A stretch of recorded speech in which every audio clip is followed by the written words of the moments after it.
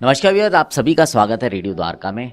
आज मेरे साथ डॉक्टर दीपाली तनेजा हैं। डॉक्टर दीपाली दीनदयाल उपाध्याय हॉस्पिटल में सीनियर स्पेशलिस्ट हैं डिपार्टमेंट ऑफ एनेस्थीसिया की।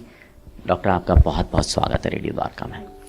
अच्छा डॉक्टर दीपाली, मैं आपसे पूछना चाहूँगा कि बड़ी उम्र में या एल्डरली एज में अगर बात करें तो न्यूट्रिशन कितना इम्पोर्टेंट हो जाता है? विशाल, ये एक बहुत ही इम्पोर्टेंट कॉन्वर्सेशन है मेरे हिसाब से। रिसर्च हमें बताती है कि इंडिया में एल्डरली पॉपुलेशन में मैल न्यूट्रिशन बहुत ज़्यादा प्रेवलेंट है, स्पेशली इन विमेन जिनकी उम्र 70 से अधिक है। यूसी हम आमतौर पे बोल देते हैं कि दादी ने थोड़ी सी खिचड़ी खा ली, थोड़ा दलिया खा लिया, बहुत है। बट द ट्रूथ इज़ कि जैसे जैसे हमारी उम्र बढ़ती है, हमारी न्यूट्रिशन की रिक्वायरमेंट कम नहीं हो रही, बल्कि और प्रिसाइज और इम्पॉर्टेंट होती चली जाती है। पुरानी गाड़ी को ही समझ लीजिए, जैसे जैसे गाड़ी पुरानी होती है उसे मेंटेनेंस की और रिक्वायरमेंट पड़ती है, बेटर फ्यूल की रिक्वायरमेंट पड़ती है। ऐसे ही एक एजिंग बॉडी को बेटर न्यूट्रिशन की ज़रूरत पड़ती है। यूसी प्रॉब्लम क्या होता है ना, जैसे जैसे हमारी उम्र बढ़ती चली जाती है, हमारा मेटाबॉलिज्म स्लो हो रहा है, उसकी वजह से एनर्जी बर्न करने में टाइम लगता है, हमारा डाइजेशन पुअर होता जा रहा है, उसके कारण हम न्यूट्रिएंट्स को अब्जॉर्ब नहीं कर पा रहे हैं, बॉडी की इम्यूनिटी कम हो रही है, तो इन्फेक्शन का चांस बढ़ता जा रहा है। और सबसे बड़ी बात, हमारा मसल लॉस होना शुरू हो जाता है।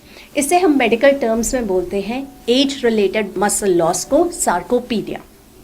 इसका रिजल्ट क्या हुआ? आप टायर्ड फील करते हैं, फटीग्ड बॉडी होती है, आप कुछ कर नहीं पाते हैं तो आप हेल्पलेस फील करते हैं, मूड स्विंग्स होते हैं, डिप्रेशन होने लगता है। आपको अगर कोई भी बीमारी हो जाए तो आपके लिए रिकवरी मुश्किल हो जाती है। एंड सबसे बड़ी बात, आपके गिरने के चांसेस इंक्रीज करने लग जाते हैं। ऐसी सिचुएशन में मसल लॉस तो है ही, बोन्स भी वीक हो गई हैं, तो फ्रैक्चर्स का इंसिडेंस भी बढ़ जाता है। और इसीलिए मेरा मानना है कि एल्डरली न्यूट्रिशन को डिस्कस करना बहुत ही ज़रूरी है। अच्छा डॉक्टर दीपाली, एक बात बताएं कि आप क्योंकि हॉस्पिटल में हैं, स्वयं आप पता नहीं कितने लोगों को रोज़ देखती होंगी, कितने मरीज़ आते होंगे आपके पास। जो एल्डरली एज के जो पेशेंट्स आपके पास आते हैं, एक्चुअली वो किस तरह की प्रॉब्लम्स फेस करते हैं? बहुत सारी प्रॉब्लम्स। अगर मैं आपको सही बताऊं तो हमारे एल्डरलीज अपनी डे टू डे लाइफ में बहुत सारे चैलेंजेस फेस कर रहे हैं। बात करते हैं भूख ना लगने की, लॉस ऑफ एपेटाइट। होता क्या है ना कि हमारे एल्डरलीज किसी ना किसी दवाई पे होते हैं। कोई ब्लड शुगर की दवाई ले रहा है तो कोई हाई बीपी की दवाई ले रहा है, किसी का डिप्रेशन का ट्रीटमेंट चल रहा है, या कई बार आपके जोड़ों के दर्द के लिए आप पेन किलर्स ले रहे हैं। एंड रिजल्ट क्या होता है कि आपकी एपेटाइट अफेक्ट हो जाती है, आपको भूख कम लगती है। इसके अलावा उन्हें दांतों और मसूड़ों में तकलीफ शुरू हो जाती है, चबाने में दिक्कत होती है, रोटी नहीं चबा पाते, तो वो ईजियर ऑल्टरनेटिव्स ढूंढते हैं और शिफ्ट कर जाते हैं सॉफ्ट फूड पे। दूध के अंदर ब्रेड डाल के खा लिया, चाय के अंदर बिस्किट ले लिया, तो इससे न्यूट्रिशन तो मिला नहीं, हाँ शुगर ज़रूर बढ़ जाती है। नेक्स्ट बात करते हैं, निगलने में दिक्कत होने लगती है, जैसे हम बोलते हैं स्वोलोइंग में दिक्कत होती है। पार्किंसंस के पेशेंट्स, स्ट्रोक के पेशेंट्स, इन्हें निगलने में दिक्कत हो रही है।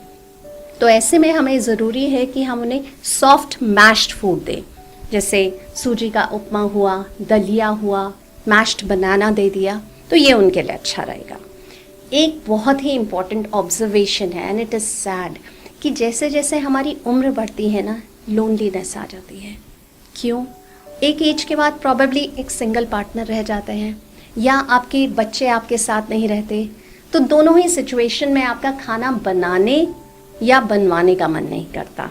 तो आप क्या करते हैं, आपके किचन में जो भी इजीली अवेलेबल है उसे यूज़ कर लेते हैं पेट भरने के लिए। न्यूट्रिशन तो कॉम्प्रोमाइज़ हो ही गया। अनदर इम्पॉर्टेंट थिंग इज़ कि बड़ों को प्यास कम लगती है।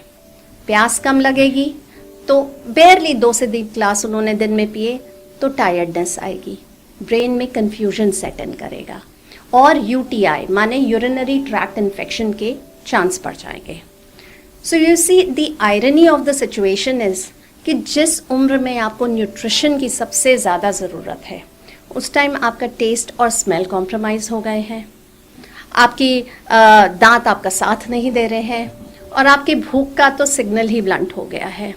सो मेरा मानना ये होगा कि अगर आपके घर में एल्डरली हैं और वो बोलें कि बेटा मुझे भूख नहीं लग रही है, it is a clinical signal of malnutrition and of course आपको अपने डॉक्टर के पास ले जाना चाहिए कि कहीं कोई और बीमारी तो नहीं है। तो व्यूअर्स, आपने सुना डॉक्टर दीपाली को, और उम्मीद करता हूँ कि जो आज का कार्यक्रम है ये आपको एटलीस्ट बहुत सारी चीज़ों के बारे में जानकारी देगा। और फिर कहूँगा, जैसे डॉक्टर दीपाली ने भी कहा, कि आप इसको सुनिए और लोगों को भी इसको सुनाइए, पर साथ साथ कुछ भी डिसाइड करने से पहले एक बार अपने हेल्थ के अकॉर्डिंग डॉक्टर्स के पास जाएं, उनसे सलाह लें और फिर उस खाने को शुरू करें न्यूट्रिशन के साथ। तो आपसे विदा रहते हैं, जुड़े रहें रेडियो द्वारका के साथ।